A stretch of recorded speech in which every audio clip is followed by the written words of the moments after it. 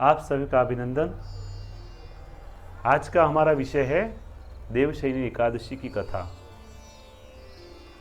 देवशयनी एकादशी आषाढ़ शुक्ल पक्ष एकादशी, उसी को देवशयनी एकादशी के नाम से जाना जाता है। देवशयनी एकादशी के दिन भगवान श्री हरि 4 महीने के लिए शयन करते हैं क्षीर सागर में।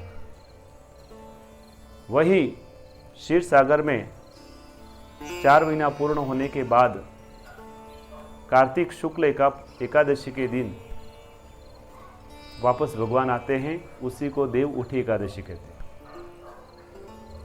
तो एक बार राजा युधिष्ठिर ने भगवान श्री हरि को प्रश्न पूछा, कृष्ण भगवान को, कि हे प्रभु, समस्त पापों के लिए आप हमें एकादशी की व्रत विधि बताएं, उसकी कथा सुनाएं।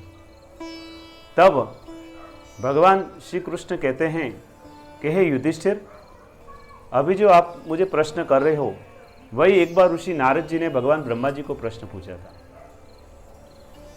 और ब्रह्मा जी ऋषि नारद जी को कह रहे हैं कि हे ऋषि नारद, मैं आज आषाढ़ शुक्ल पक्ष एकादशी की व्रत कथा सुनाने जा रहा हूं, आप ध्यान से सुने। एक बार सूर्यवंशी मांधाता नाम के एक राजा थे, चक्रवर्ती राजा थे। राजा प्रजा के पालन करने के लिए, प्रजा के हितों के लिए सदैव विचार करते थे और उनकी प्रजा सदैव सुखी थी। परंतु काल की गति को कोई जान नहीं सकता है।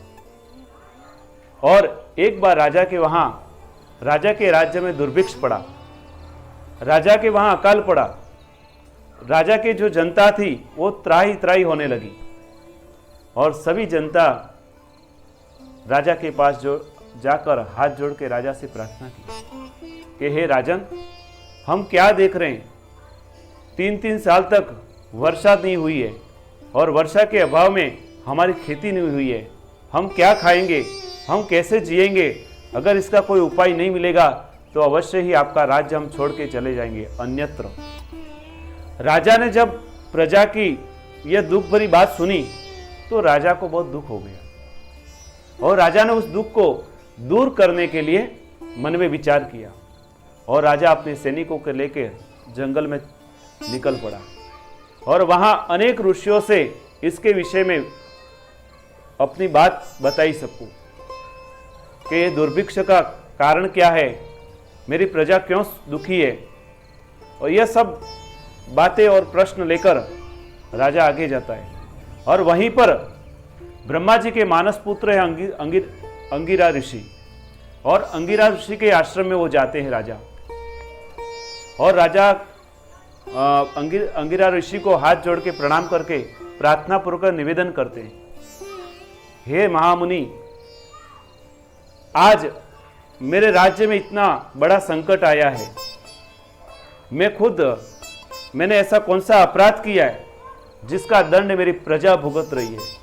राजा कोई अपराध करता है तो उसकी सजा उनके प्रजा को मिलती है। तो मैंने ऐसा कौन सा अपराध किया है, मैं ये जानना चाहता हूं और मुझे उसका उपाय आप अवश्य बताएं। राजा ने जब निवेदन किया अंगिरा ऋषि को, तब अंगिरा ऋषि ने ध्यान लगाकर देखा कि राजा के कर्मों में क्या गलती हुई है। उस समय सतयुग का प्रारंभ था, सतयुग चल रहा था और सतयुग चारों पैरों पे था। सत्य, तप, यज्ञ और दान, ये चारों पैरों पे था। और राजा को कहा कि आपके वहां एक शूद्र है जो तपस्या कर रहा है और तपस्या करने का अधिकारी ब्राह्मण है, और शूद्र ने पाप किया है, उसकी सजा आप मृत्यु दंड देना।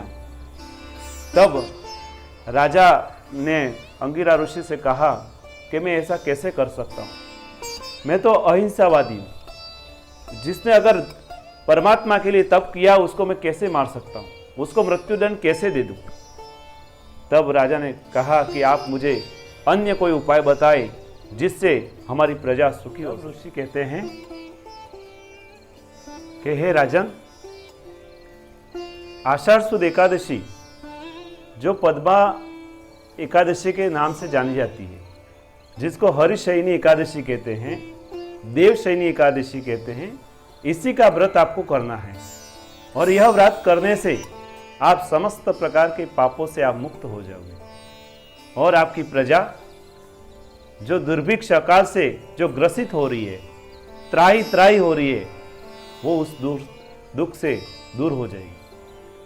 तब राजा अपने व्रत के विधान को जानता है। यही व्रत का विधान जानकर राजा अपने राज्य में जाता है और आषाढ़ शुक्ल पक्ष एकादशी का व्रत करता है। और व्रत करने के बाद राजा ने प्रजा के लिए संकल्प लिया, निराहार रहा राजा, और दशमी के दिन एकाहार, एकादशी के दिन निराहार और द्वादशी के दिन भी एकाहार रहा। इस प्रकार राजा ने कठोर तप किया और भगवान श्री हरि को पूजन करके प्रसन्न किया। राजा ने पूजन करने से भगवान श्री हरि प्रसन्न हुए। राजा के वहाँ राज्य में अति वर्षात हुई और वहाँ की प्रजा खूब सुखी हुई और वहाँ धन धान्य खूब प्राप्त किया भगवान की कृपा से। तो यही देवशयनी एकादशी की कथा ब्रह्मा जी ने ऋषि नारद जी को सुनाई थी और भगवान श्री हरि कृष्ण ने युधिष्ठिर को कथा सुनाई। और मैंने आपको मेरे धर्म गुरु जी चैनल के माध्यम से मैंने आपको यह कथा सुनाई। और मैंने पिछली बार देवशयनी एकादशी के बारे में विस्तार से मैंने बताया है। आप अवश्य इस वीडियो को देखें, पूर्व की वीडियो को। अधिक से अधिक सब्सक्राइब करें, शेयर करें और धर्म का प्रचार करें। मैं आचार्य पंकज जोशी। जय श्री कृष्ण, जय श्री राधे।